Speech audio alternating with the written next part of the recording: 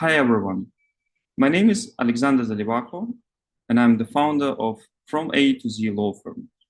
One of the areas of our expertise are sanctions, and in a series of presentations called Sanctions 360 Degrees, we will look into major sanctions economic regimes and the way they affect the lives of private individuals and corporations. Thank you very much for watching. We would look today into sanctions regulation in the context of so-called shadow fleet operations. One of the topical points which is often raised today in the context of efficient imposition of the oil price cap with respect to trade in Russian oil and oil products between Russia and third-party jurisdictions. And more specifically, we would follow the following matters. We would make a short recap of oil price cap. Then we would discuss the concept of shadow fleet as such. We would set this presentation in the context of Russian seaborne oil transportation. What are the main ports of exports? What are the main importing jurisdictions? Then we would proceed with the overview of the main sanctions regulations applicable to the relevant fleets and summarized by some international public law considerations applicable to this topic.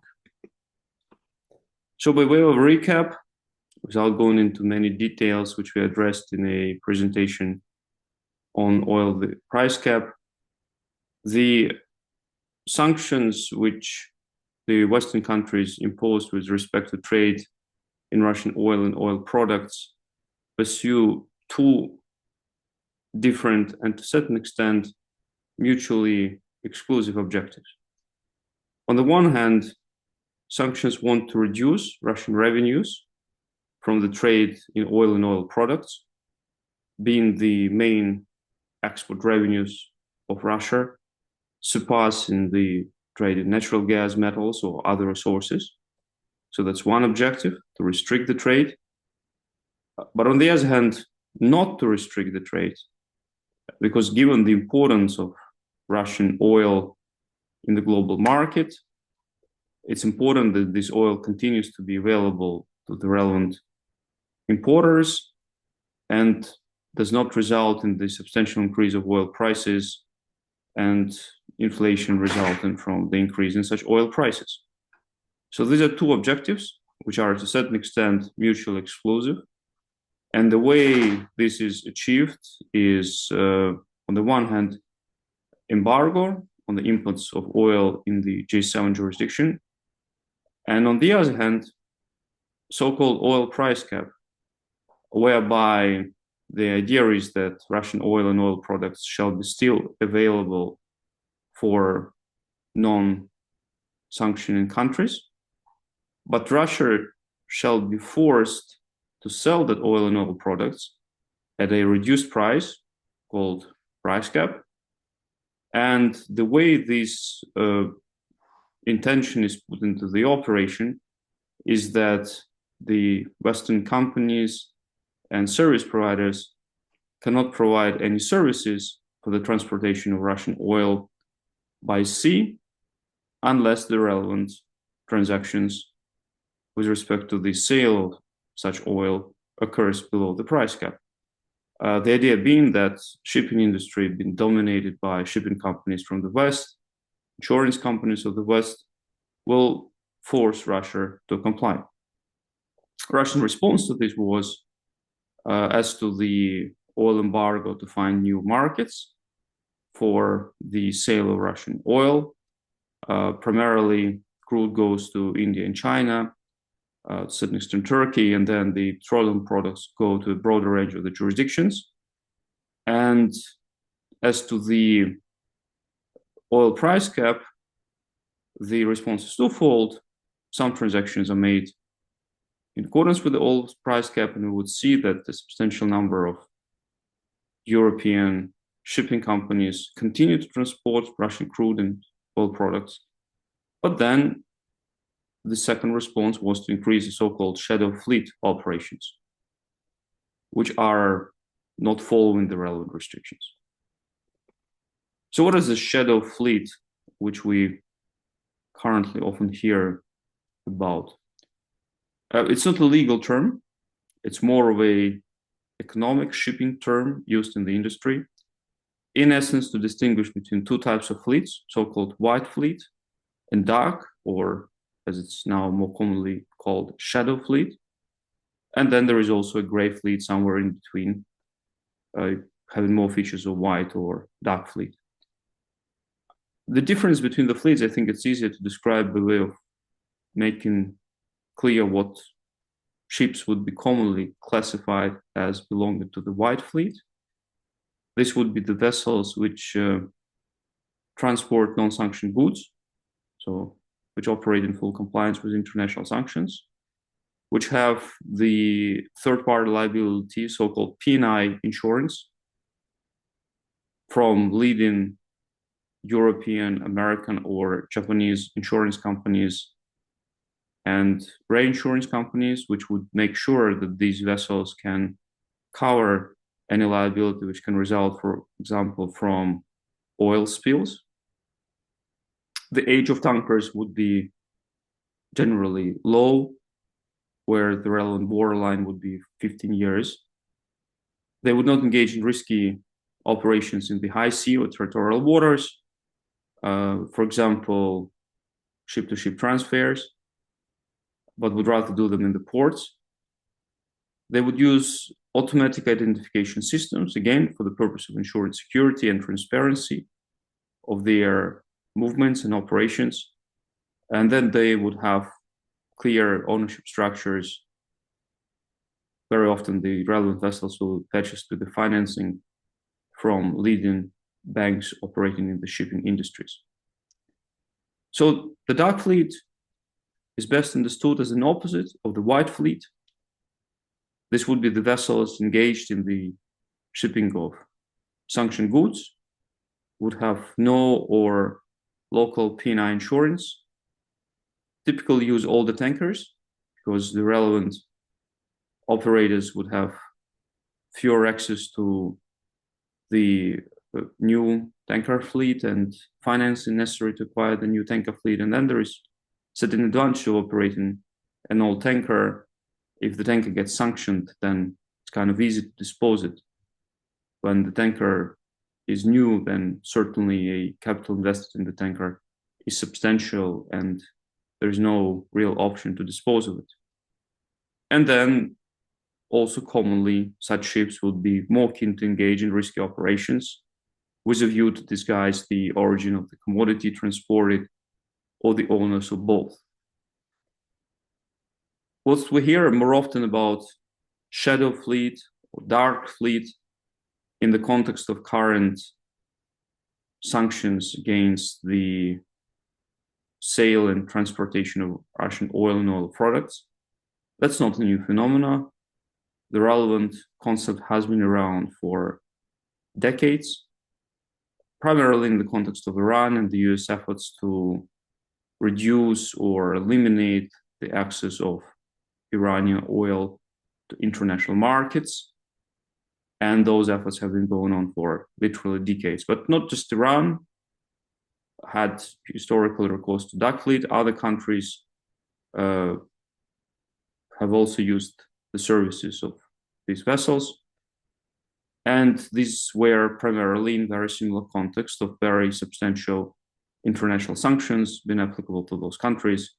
And these countries been heavily dependent in terms of their revenues on export of specific commodity and oil in particular.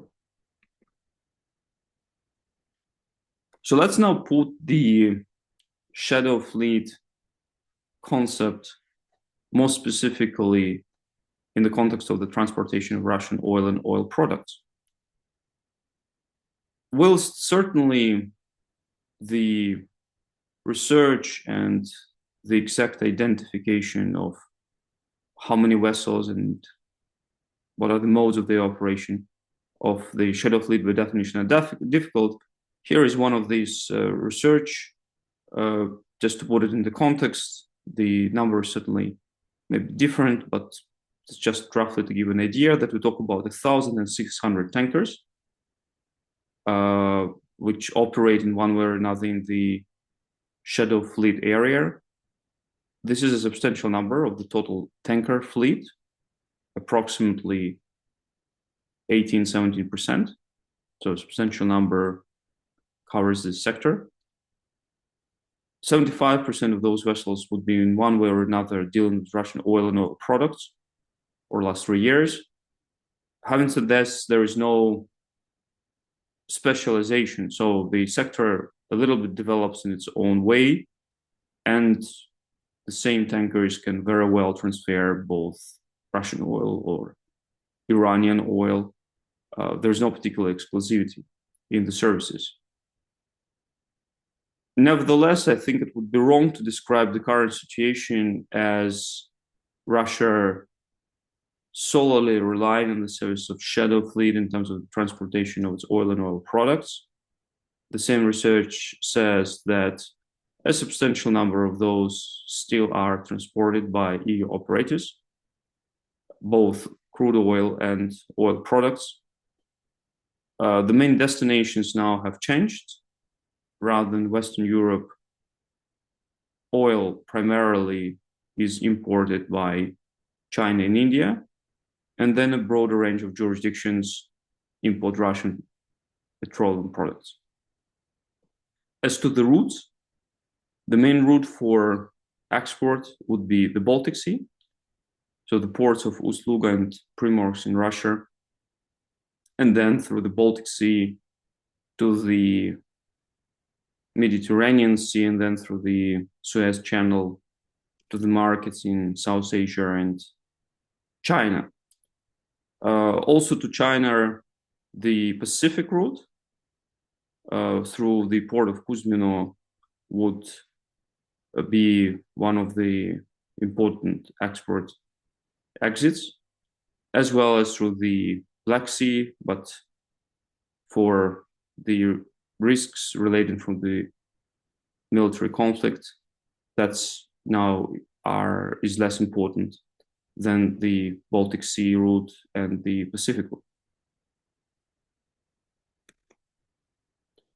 So now we would look into how major jurisdictions try to address the point of shadow fleet, which in the context of sanctions is understood to be that fleet which does not respect the oil price cap and accordingly transports Russian oil or oil products at the market price, which is above the oil price cap level.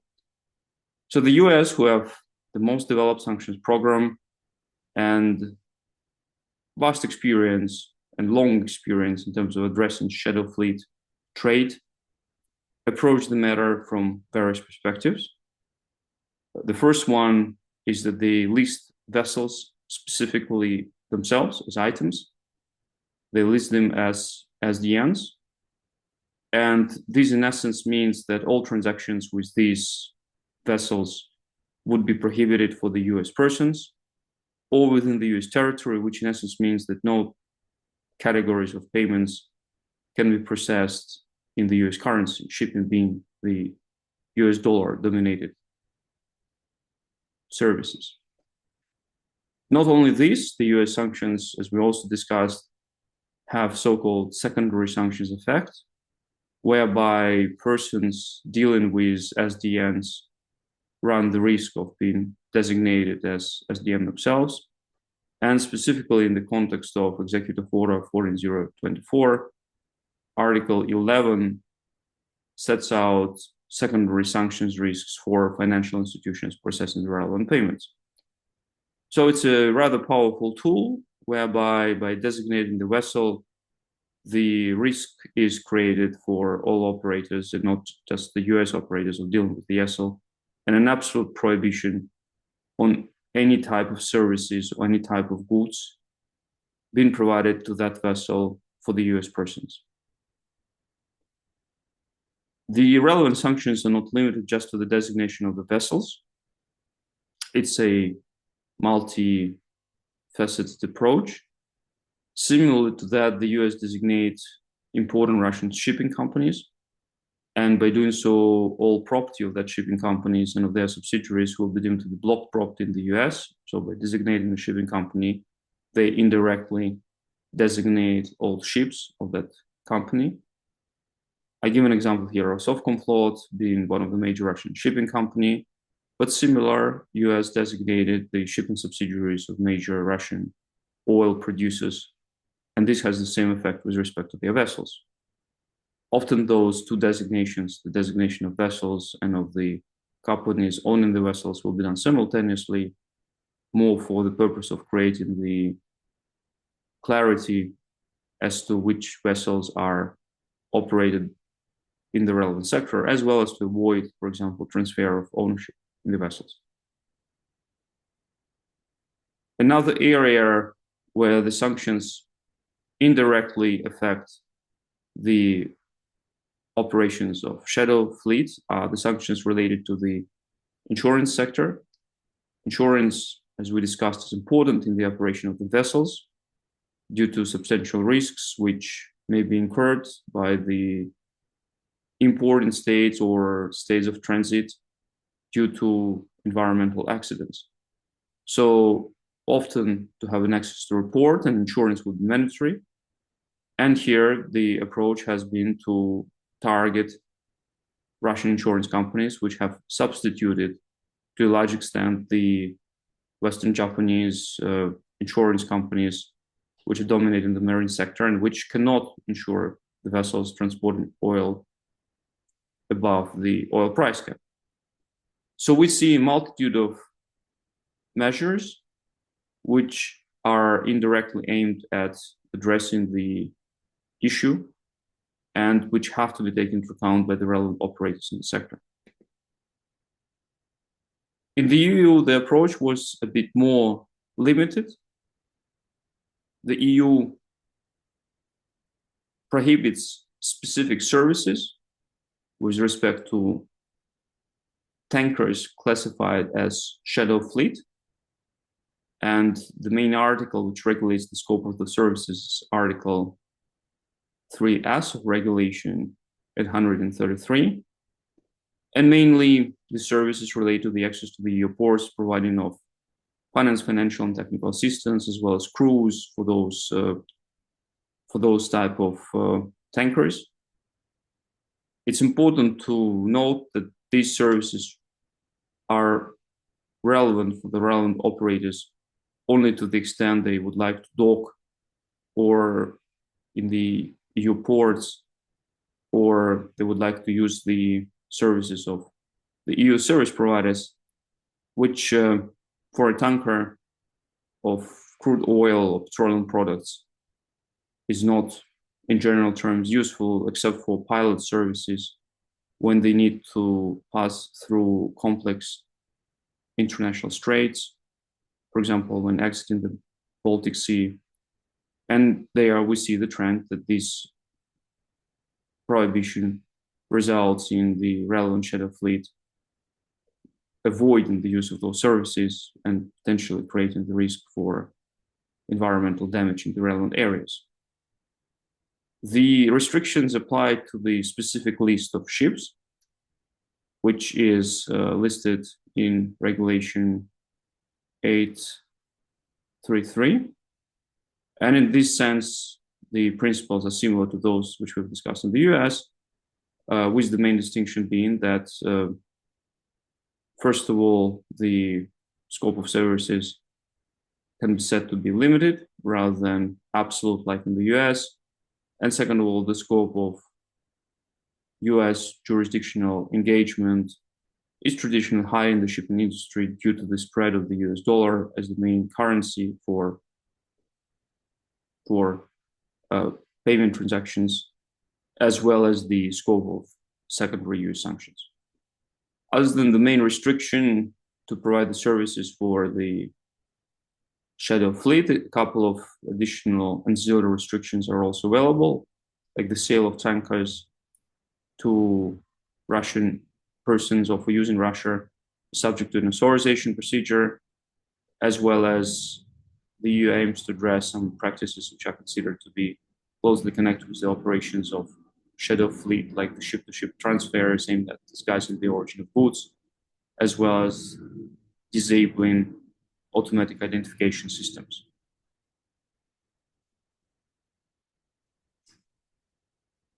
Another issue which recently came up due to perceived inefficiency of the measures in terms of addressing the operations of the shadow fleet, which, at least to the extent they don't really need to dock into the ports of the relevant sanctioning jurisdictions and can rely on the services from third countries, being Russia or the countries of the origin of destination, seem to be not that much directly affected by the sanctions we've discussed, was the idea of whether the countries of passage can restrict the movement of the relevant ships in their territorial waters or inspect those ships for the purpose of ascertaining the sufficiency of insurance or the compliance of the transported cargo with the relevant sanctions restrictions.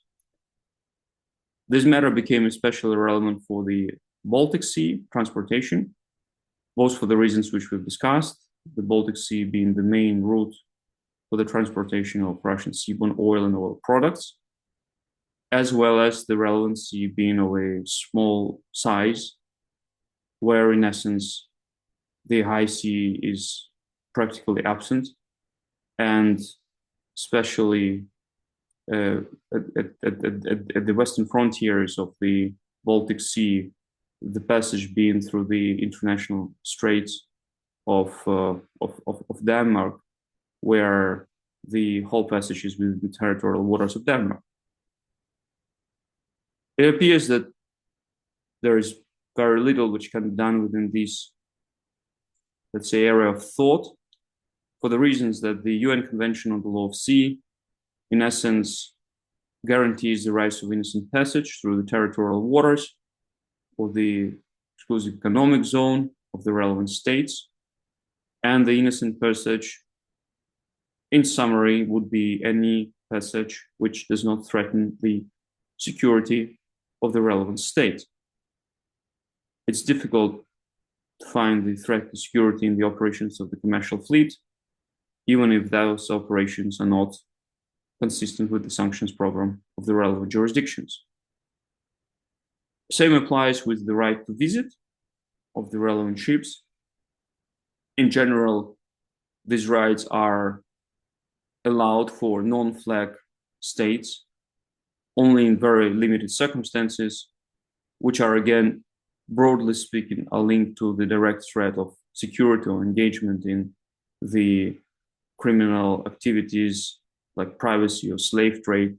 So the very specific type of operations, rather than suspicion of the breach of law or insufficiency of insurance or inadequate technical quality of the relevant tankers.